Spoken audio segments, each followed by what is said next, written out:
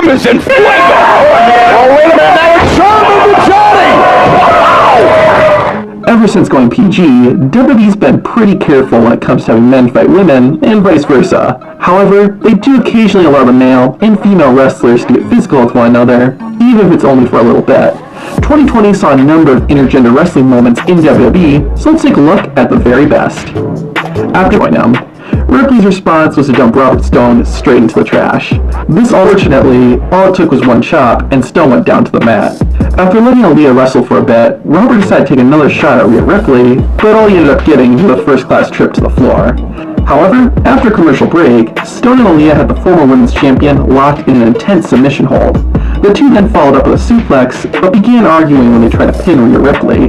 This ended up costing them, as Ripley countered a second suplex and started using Aaliyah as a weapon to inflict a ton of pain on Robert Stone. The worst one, though, had to be when Rhea Ripley threw Aaliyah headfirst into Stone's crotch.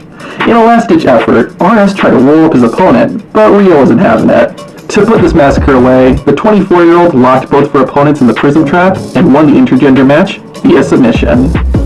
2020's Money in the Bank was pretty unique. Not only was the match held inside WWE headquarters, but both the men's and women's Money in the Bank ladder matches went on at the same time.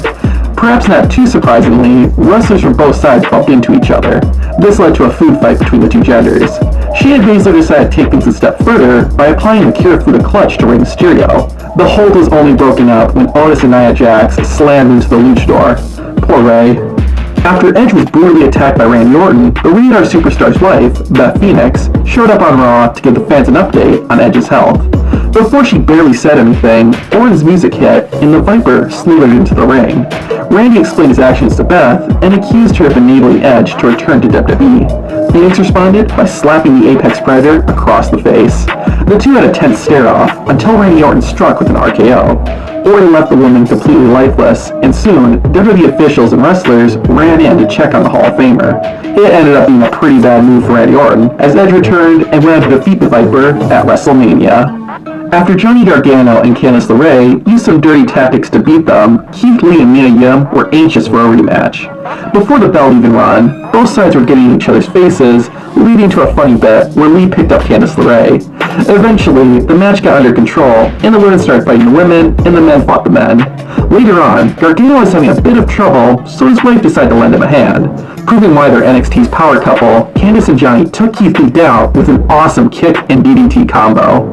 Gargano repaid the favor by breaking up Mia Yim's pin attempt, but ended up being smacked around for his troubles. Even worse, Mia Yim also kicked Johnny in the head and then took him to Suplex City. A little later, Johnny Gargano took advantage of a distracted Keith Lee and planted him with a DDT.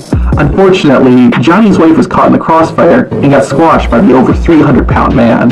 Candice was completely lifeless, and Gargano once again used Lee's lack of focus to snag the pinfall.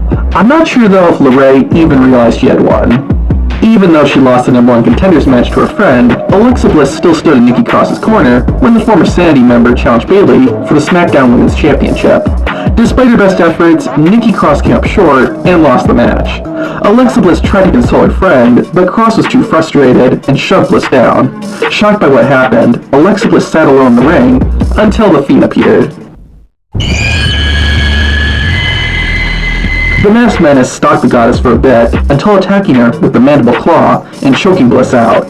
Ever since then, the mixed tag team contest started off normal, but things heated up really fast. After Gargano nailed an Enziguri, Damian Price tagged out, and Io Shirai hit Johnny Wrestling with a missile dropkick. Once he was back to his feet, Johnny Gargano came to his wife's aid, but all he ended up receiving was a slap by his female opponent. Say what you will about Gargano, but the man is a dedicated spouse, as he saved Candice LeRae from a moonsault and ended up taking one himself, courtesy of Io Shirai.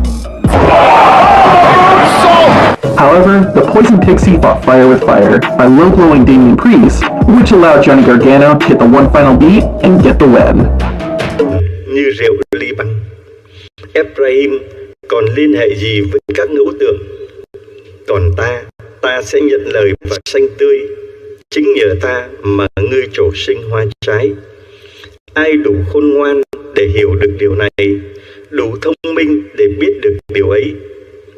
Quả thật, đường lối Đức Chúa rất mực thẳng ngay.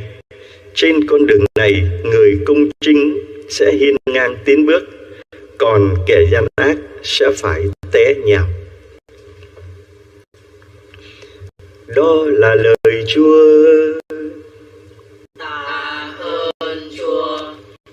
Mời anh chị em lặp lại câu đáp. Chính ta là Thượng Đế Chúa ngươi, hãy nghe ta cảnh cao. Một giọng nói tôi nghe